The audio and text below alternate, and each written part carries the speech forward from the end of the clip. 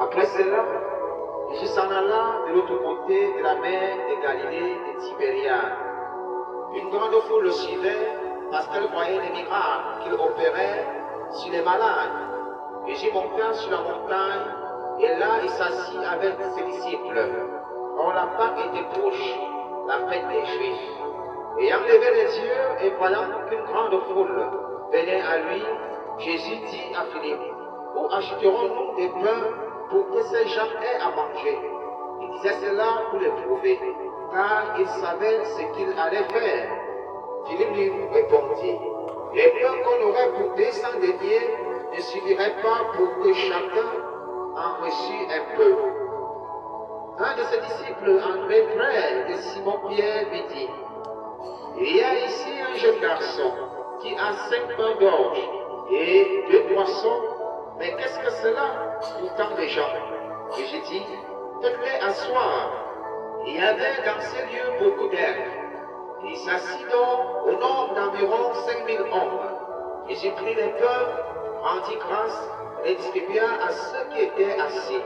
Il en donna de même des poissons autant qu'il en voulut. Lorsqu'ils furent rassasiés, il dit à ses disciples, ramassez les morceaux qui restent, afin que rien ne se perde. Il les ramassait donc, et il remplit 12 paniers avec les morceaux qui restaient des 5 pains d'orge, après que tous eurent mangé. Ces gens, ayant vu le miracle que Jésus avait fait, disaient, celui-ci est vraiment le prophète qui doit venir dans le monde. Et Jésus, sachant qu'il allait venir l'enlever pour le faire roi, se retira de nouveau sur la montagne lui seul.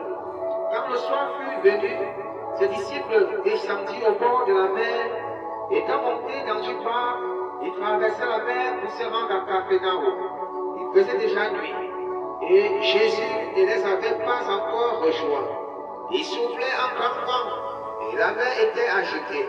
Après avoir ramé environ 25 ou 30 stades, il vit Jésus marchant sur la mer et s'approchant de la barque. Et ils eurent peur.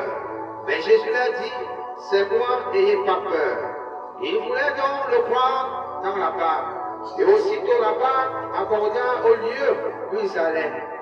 La foule qui était restée de l'autre côté de la mer avait remarqué qu'il ne se trouvait là qu'une seule barque et que Jésus n'était pas monté dans cette barque avec ses disciples, mais qu'ils étaient partis seuls.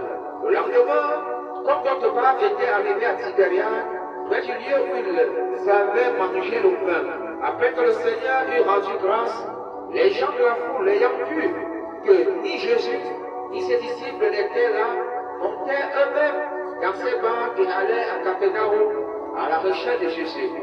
Et l'ayant trouvé au-delà de la mer, il lui dit, Rabbi, quand es-tu venu ici? Jésus lui répondit, en vérité, je vous le dis, vous me cherchez, non parce que vous avez vu des miracles, mais parce que vous avez mangé des pains et que vous avez été rassasiés. Travaillez non pour la nourriture qui périt, mais pour celle qui subsiste, pour la vie éternelle, et que le Fils de l'homme vous donnera, car c'est lui que le Père, que Dieu a marqué de son sceau. Il lui dit, que devons-nous faire pour faire les œuvres de Dieu? Jésus leur répondit, l'œuvre de Dieu, c'est que vous croyez en celui qu'il a envoyé. Quel miracle fais-tu donc? Lui dit-il, enfant que nous le voyons, et que nous voyons en toi. Que fais-tu? Nos pères ont mangé la manne dans le désert, selon ce qu'il est écrit. Il leur donna le pain du ciel à manger. Jésus leur dit, en vérité, je vous le dis, Moïse ne vous a pas donné le pain du ciel, mais mon Père vous donne le vrai pain du ciel. Car le pain de Dieu, c'est celui qui est descendu du ciel et qui donne la vie au monde. Et il lui dit, Seigneur, donne-nous toujours ce pain. Jésus leur dit, je suis le pain de vie. Celui qui vient à moi n'aura jamais faim. Celui qui croit en moi n'aura jamais soif. Mais, je vous l'ai dit, vous avez vu et vous ne croyez point. Tout ce que le Père me donne viendront à moi. Et je ne mettrai pas dehors celui